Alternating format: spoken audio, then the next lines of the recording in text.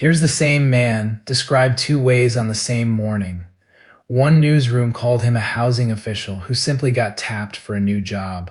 Another said he has shown a willingness to go after the president's perceived enemies. Same appointment, same Tuesday, a completely different person, depending on which headline you open first. This is AI Command App Media Lens. Here are the facts everyone agrees on. President Trump named Bill Pulte, the director of the Federal Housing Finance Agency, as acting director of national intelligence. He replaces Tulsi Gabbard, who leaves the post at the end of June.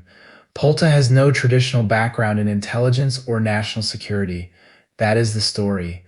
Now watch how the newsrooms framed it. Start with the wire service version. ABC News kept it flat. Trump taps Housing Finance Director Pulte as acting director of national intelligence. Just the facts. Who, what, when, no adjectives. NPR added one sentence that changes the temperature. Their summary noted Pulte has shown a willingness to go after the president's perceived enemies. That is not a neutral resume line, it is a characterization. The Hill went further, and from several angles at once. One story led with Republican senators, Trump's own party balking, with some calling Pulte unqualified. Another quoted Majority Leader John Thune saying, "We don't need a weaponized director of national intelligence." A third described Pulte as an ally who has been behind referring several of the president's foes for prosecution. And then the framing that goes furthest. A headline reading, "Alarm in Washington as Trump taps a staunch loyalist to serve as intelligence chief." Loyalist, alarm.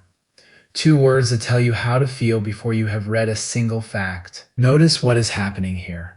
Nobody is lying. The appointment is real. The senator's quotes are real.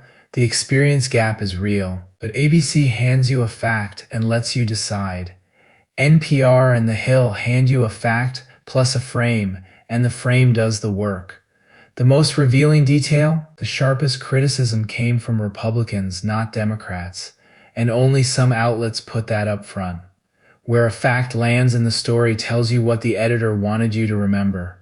That's today's Media Lens. Subscribe and hit the bell. See you tomorrow.